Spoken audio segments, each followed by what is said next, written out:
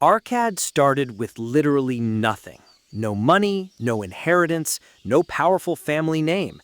Just two hands, a sharp mind, and a whole lot of hunger. But he died as the richest man in all of Babylon. Here's the one financial lesson that changed everything. Let me take you back to ancient Babylon, around 4,000 years ago. This was one of the most magnificent cities in the world. Golden temples, busy markets, merchants trading silk, spices, and jewels from every corner of the earth. Babylon was a city where wealth was everywhere, but most people never touched it. And living in the middle of all that wealth was a young man named Arkad. He was a scribe. Every single day, he sat at a stone table and carved words onto clay tablets for other people. Long hours, hard work, and at the end of the month, almost nothing left in his pocket. He worked hard, but he stayed poor. Sound familiar? Arkad looked around at the wealthy merchants and powerful landowners and asked himself, why them? Why not me? I work just as hard, maybe even harder. What do they know that I don't? And that question, that burning, desperate question, is what changed his life forever. One day, a wealthy moneylender named Algamish came to Arkad's workplace. He needed a very long legal document carved onto tablets, and he needed it done by sunrise the next morning. That was an impossible task, but Arkad saw an opportunity. He told Algamish, "I will finish this for you, but in return, you must teach me the secret of wealth." Algamish laughed, but he agreed. Arkad worked through the entire night. His fingers ached, his eyes burned, but by sunrise, every word was carved perfectly into those tablets. He had kept his side of the deal. Now it was Algamish's turn. The old man looked at him and said something that would echo through history. He said, "I found the road to wealth when I decided that a part of all I earned was mine to keep." Arkad was confused. "But all the money I earn is mine," he said. Algamish shook his head slowly. "No," he said. "Think about it. You earn coins, then you give them to the baker, to the landlord, to the sandal maker. You work for everyone else first. You pay yourself last, or not at all. Do you see the problem?" And in that moment, Arkad's entire world shifted.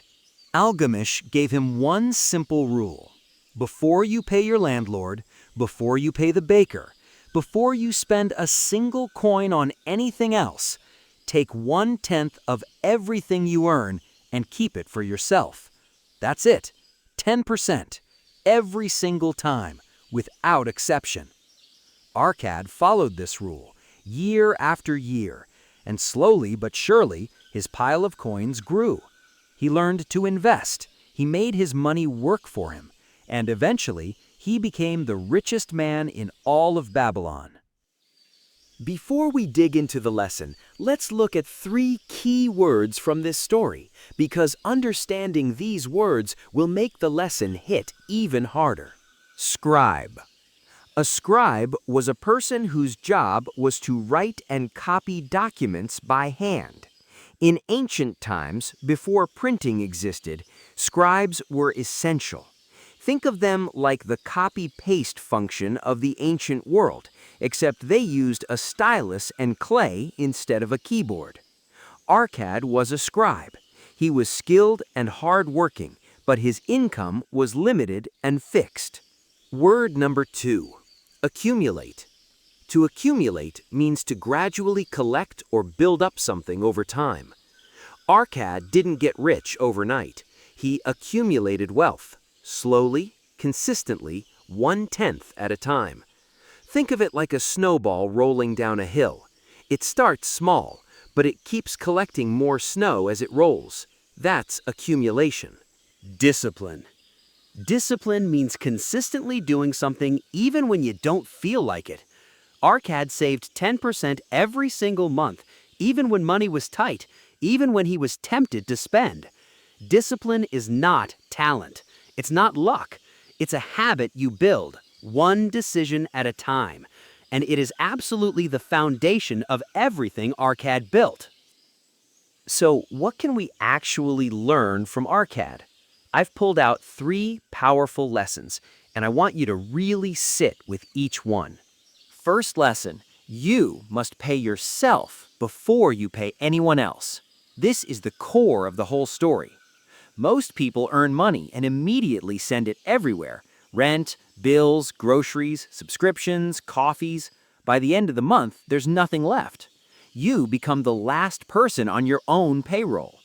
Arkad realized this was the trap. The solution is not to earn more first. The solution is to decide right now that a piece of every single thing you earn belongs to your future self. You take it first, before anything else, even if it's small. Second lesson, the amount doesn't matter as much as the habit. Arkad didn't start rich. He started with almost nothing. But 10% of a little, saved consistently over years, becomes something powerful. People often tell themselves, I'll start saving when I earn more. But that's the trap, because when you earn more, your lifestyle grows too, and you still end up saving nothing. The habit has to come first. The amount can grow later. Saved money must be put to work. Here's the part most people miss. Arkad didn't just stuff coins under his mattress. He learned to invest. He made his savings grow. Money sitting still loses value over time, but money that is invested in businesses, in land, in assets, has the power to multiply. Algamish taught Arkad that wealth isn't about earning a lot. It's about keeping some of what you earn and then making that pile grow. That's the real secret. Now, this is exactly what a famous book talks about. The book is called The Richest Man in Babylon, written by George S. Clason and first published in 1926, almost 100 years ago, and yet every single word still applies today. The book is written as a collection of parables, short stories set in ancient Babylon, and each one teaches a timeless financial lesson through the lives of real characters like Arkad. The central concept Clason teaches is called pay yourself first. It means this: before you pay your bills, before you buy anything, before you do anything with your money, you set aside a portion for yourself, at least 10%. This is not optional. It is not whatever is left over. It is the first transaction you make every single time money comes into your hands. You are the most important creditor in your own life. Act like it. Now, how does this actually apply to you, today, right now, in the real world? I want you to ask yourself one honest question. When money comes into your account, your salary, a freelance payment, a gift, what is the very first thing you do with it?